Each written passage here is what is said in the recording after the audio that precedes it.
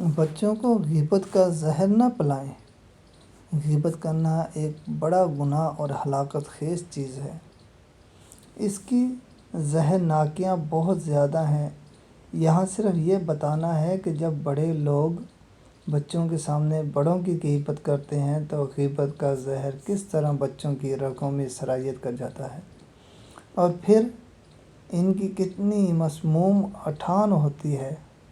ایک خاتون کو اپنے سسرالی رشتہ داروں کی پیٹھ پیچھے برائی کرنے کا خاص شوق تھا۔ ان کے گھر جب کوئی پڑوسن یا سہیلی یا میکے کا کوئی رشتہ دار آتا تو وہ جی بھر کر اپنے سسرالی رشتہ داروں کی غیبت کیا کرتی تھی۔ ان کے بچے بھی غور سے ان کی غیبتوں کو سنا کرتے تھے۔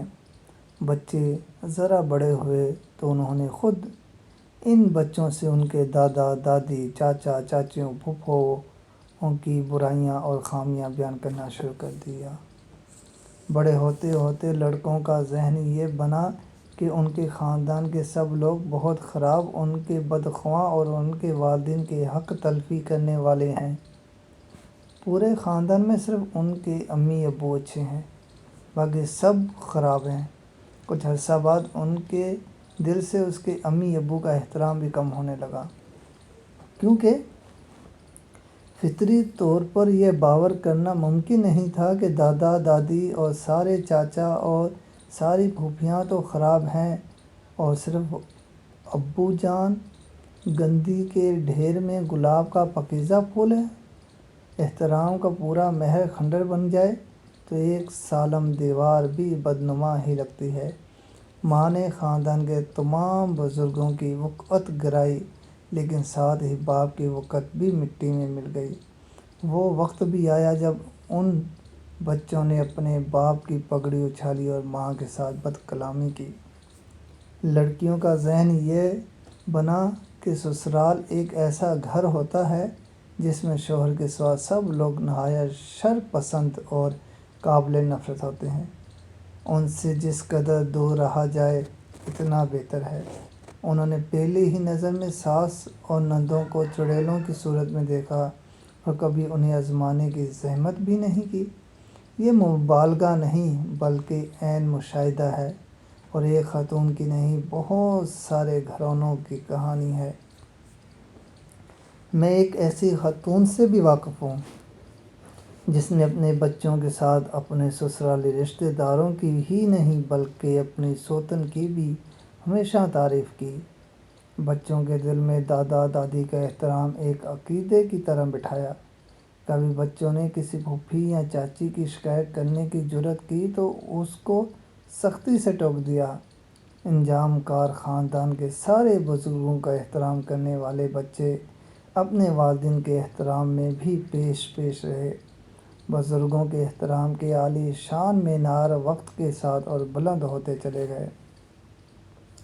جن بچوں کی تربیت غیبت کے سائے میں ہوتی ہے وہ زہریلے پودے کی طرح ہو جاتے ہیں، پھر ان سے کسی خیر کی امید رکھنا مشکل ہوتا ہے۔ ان کی نظر میں ہر شخص نہایت برا، خود غرض، قابل نفرت ہوتا ہے، جبکہ انہیں بچوں کے معصوم ذہن کو اگر غیبت کے زہر سے بچائیں اور ان کے دلوں میں رشتہ داروں کے لیے احترام اور محبت کو پروان چڑھائیں اور ان کے سامنے دل کھول کر ان کے بڑوں کی خوبیوں کو بیان کریں تو وہ پورے خاندان کے لیے ایک سایہ دار درخت بن جاتے ہیں جس کے پھول بہت خوشبودار اور پھل نہایت شیریں ہوتے ہیں۔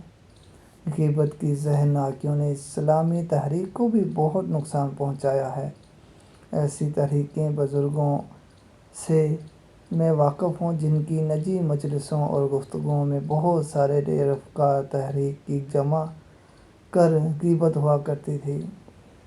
کسی کے کردار پر غیبت لگائی جاتی تھی تو کسی کی نیت پر حملہ کیا جاتا تھا، کسی کے معیار کو پست بنایا جاتا تھا تو کسی کے افکار میں کیڑے نکالے جاتے تھے۔ یہ غیبتیں ان کے بچے بھی غور سے سنا کرتے تھے۔ آخر بچوں کا ذہن یہ بنا کہ اسلامی تحریک میں نیچے سے اوپر تک سب لوگ بدعنوان اور مفاد پرست ہیں۔ تحریک اپنے راستے سے ہٹ گئی ہے اور منزل کو بھول گئی ہے۔ صرف ہمارے ابو جان اور ان کے 2-4 دوست ہیں جو تحریک کے مخلص اور ان کے نصب العین کے امی ہیں۔ ہمارے ابو جان نے تحریک کے لیے بڑی قربانیاں دی، لیکن لوگوں نے ذرا قدر نہیں کی۔ غرض یہ کہ تحریک کے گہوارے میں ایسی نسل تیار ہوئی جو تحریک کی قیادت کو مفاد پرست اور تحریکی گیدڑ کو غیر مخلص سمجھتی تھی۔ ان کے خیال میں ان کے ابو نرے احمق تھے جو ایسے غلط لوگوں کے درمیان پھنس گئے تھے۔ چنانچہ نئی نسل نے خود کو اس حماقت سے دور رکھا۔ غیبت کا شوق فرمانے والے اگر ذرا سا غور کر لیں کہ ان کی غیبت کی وجہ سے ان کے بچوں کی شخصیت میں کس قدر ٹوٹ پھوٹ ہوتی ہے تو شاید اپنے بچوں کے اچھے مستقبل اور خوبصورت شخصیت کی خاطر ہی اس برائی سے خود کو پاک کر لیں۔ جزاک اللہ خیر۔